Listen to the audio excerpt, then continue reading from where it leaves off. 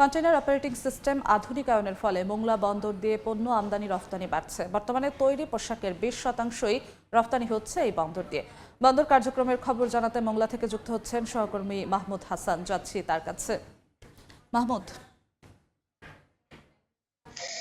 মোংলা সমুদ্র বন্দর, তবে বিগত সরকারের আমলে কিন্তু মোংলা বন্দরটি তেমন একটি উন্নয়নমূলকের ছোঁয়া না লাগলেও বর্তমান সরকারের প্রচেষ্টা এবং বড় বড় প্রকল্প গ্রহণ কারণে কিন্তু মোংলা বন্দর আগের চেয়ে অনেকটা ঘুরে দাঁড়িয়েছে। তবে কন্টিনিউ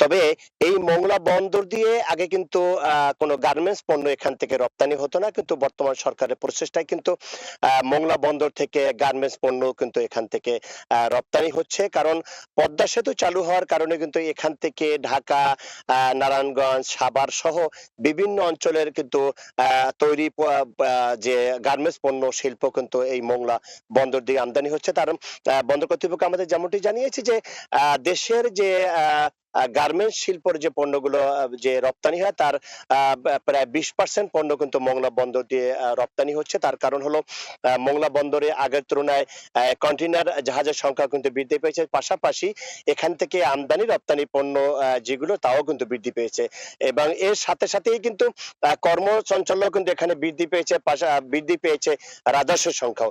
তবে এভাবে যদি ধারাবাহিকভাবে চলতে থাকে মোংলা বন্দর হবে এক সময় আন্তর্জাতিক বন্দর রূপান্তরিত হবে এবং পরিবেশ বন্দর রূপান্তরিত হবে এই মোংলা সমুদ্র বন্দর। তবে এই ছিল আমার কাছে মোংলা বন্দরের আমদানি রপ্তানি পণ্যের সর্বশেষ তথ্য। সরাসরি যুক্ত ছিলাম মোংলা বন্দরে।